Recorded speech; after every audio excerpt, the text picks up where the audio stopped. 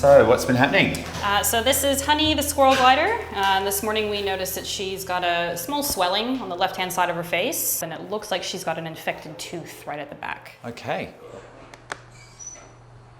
Wow, that's so little. Yeah, she's tiny. She's so light. Hello, precious. Oh my gosh, look at you. We checked all of our squirrel gliders this morning and noticed that Honey had a bit of a swelling just on the lower left side of her face along her jawbone. It wasn't noticed yesterday, so I'm hoping it's only just started and we've caught it early enough that we can get it treated without too much discomfort for her. Wow, so beautiful, isn't she? She's gorgeous. Exquisite markings. Wow, hello baby. How are you? Popping out of the little bag, Honey, just this vision of gorgeousness. She's got these beautiful big eyes. Of course, she's a nocturnal creature. Seems also quite confident. She's amazing. Yeah, she's pretty cool. Honey is friendly and placid with the keepers at Karanda Koala Gardens. She's very happy to be out and about with us when we're feeding her. Squirrel gliders do exactly as their name implies. They glide. They will start from one tree and be able to, like a kite, catch some air and glide to the next tree. So they don't fly by any means. They don't actually gain any height. They do glide in a descending manner. So how far can they glide from tree to tree? About 50 meters if they start high enough and they have enough open space. So they use their wings, if you want to call them that. The large bits of skin connect from the back of their hand to the back of their feet, and they use that to glide from tree to tree. Oh, good girl. Let's see it. I love Australian wildlife. When I was 7, I was camping with my parents in the outback, and a small rodent touched me on the finger, and it was this sort of almost religious moment where I just went, you know, this is what I want to do. I have an affinity with animals, and I took it all the way to being a vet. Now I can see that swelling very clearly, so just under the eye on that right-hand side, right? Yeah, her left, your right, yeah. So has she still been eating normally? She was eating yesterday. Yeah. What do you feed these guys? A bit of fruit and a little bit of hard veg, and then they also get a variety of browse, so we give them eucalyptus and fig. The possibility is that she's got an infection around the tooth, also maybe it's some sort of foreign body, maybe a bit of the vegetable material that she's eating. Yeah, it is a possibility that she's had to chew on some of the browse and maybe a stick or something's gotten stuck. The likely causes for the swelling on Honey's face is a tooth root abscess. So either there's a damaged or dodgy tooth that needs to come out, or there's something stuck between the teeth. Either of those things cause infection, leads to pus, and that's the swelling that you see. Hey, Kath. Hi, how are you doing? Hi, good. So I've got little Honey, the squirrel glider. She is unbelievably gorgeous. Here we go. Just have a look. When you see this girl, she is just magic. Oh, hi, beautiful. Isn't she just magical? She's stunning. You can see the swelling on her face. That's it, yeah. And that's the issue that we have to address today. So we'll give her a little bit of gas. Yep. Wait until she's nice and sleepy. I'll have a look into the mouth. We'll see what the problem is and we'll go from there. Perfect. Sound good? All right. Yes. All right, sweetie. Put a nose in there. There we go.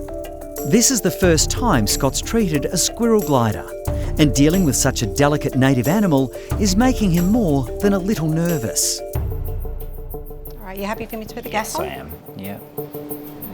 Come on. It's really difficult to manage the anaesthetic of a little creature like a squirrel glider. When they're that little, they have a very fast metabolism, so they absorb the anaesthetic quickly and then they throw it away quickly as well. So they wake up, then they go back deeper, and so trying to get the job done in between those quick highs and lows is really tricky. She's getting there. Yeah, she's nearly there. So, good girl. So she's getting a little bit floppy there. It's hard to build up on that back molar. Just trying to see if that tooth wants to actually come out. Scott needs to take a closer look at Honey's tooth to decide if it needs to be removed. Jail bars right in the front of the mouth there just makes it tricky. Yeah. But the shape of the 4-year-old marsupial's mouth is making the job almost impossible. The anatomy of the squirrel glider is quite challenging, very long, pointy incisors, kind of jail bars getting in the way of what I need to do. So it does make it really difficult to navigate around the oral cavity. So access is proving quite difficult in this guy.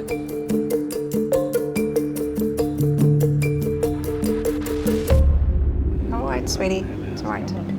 Suddenly, the tiny patient begins to stir. Honey is giving us constant frights, going deep into the anaesthetic, and then would virtually stop breathing, and then she would wake up because you took the anaesthetic away. It really is quite a difficult day at the office. Just wondering what we should do to just monitor her heart rate. Honey is a tiny little creature, so delicate, and unfortunately can die without trying at all. You just need to go back to your basic skills. Your patient needs to keep breathing and their heart needs to keep beating. All okay? Breathing's good, heart rate's great. Amazing. Okay, perfect. With Honey's vital signs back to normal, Scott discovers the cause of the fragile little creature's swollen mouth. Oh, yuck. There's a massive build-up of fluid just here. So it's definitely an abscess. I can see that the molar at the back of her jaw is actually fine. I crack a bit of tartar off, but there's no issue of root decay. But further back, there's this sort of cheesy pus that's present there.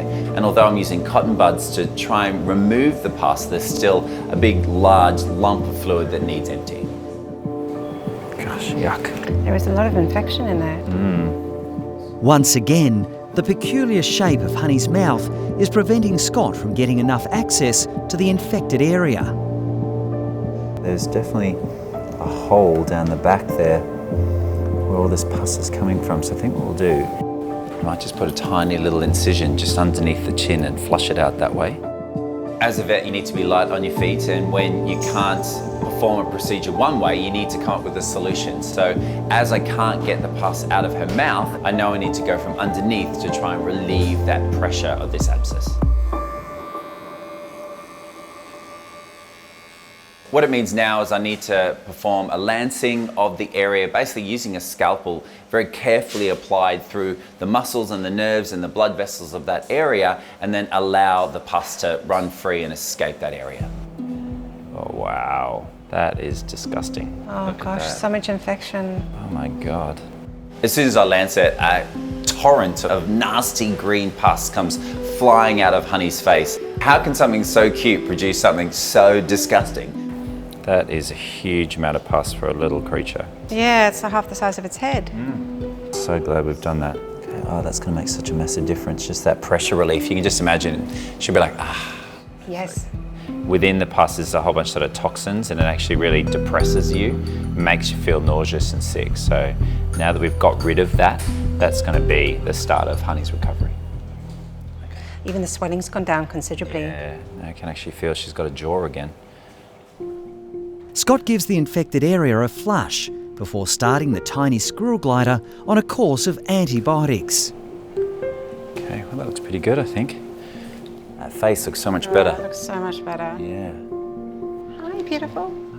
Honey's face just all of a sudden changes to be much more sleek and slimline and perfectly balanced on both sides. So we know we've done a good job here, and it is just a privilege to be handed tiny-mouthed Honey. It could all go wrong, but it didn't, thank goodness. Meg will be here soon to pick you up, reunite you with your family. Honey has made a rapid recovery from her surgery. Hi! Here's your girl. Hello, honey. How are you feeling? Yeah, She well, looks heaps better. Yes, Great. yes. She had the most incredible amount of pus come out of her mouth. Oh, It was no. really gross. It was a lot. Well done, sweetheart. Hello. You want to go back home, don't you, baby? Ah, that's so nice. Honey looks so much better now. The swelling in her face is completely gone. So I'm really happy we can take her back home and just continue with some antibiotics for a few days, and she should come good. It's great. Oh, yes. I love you too.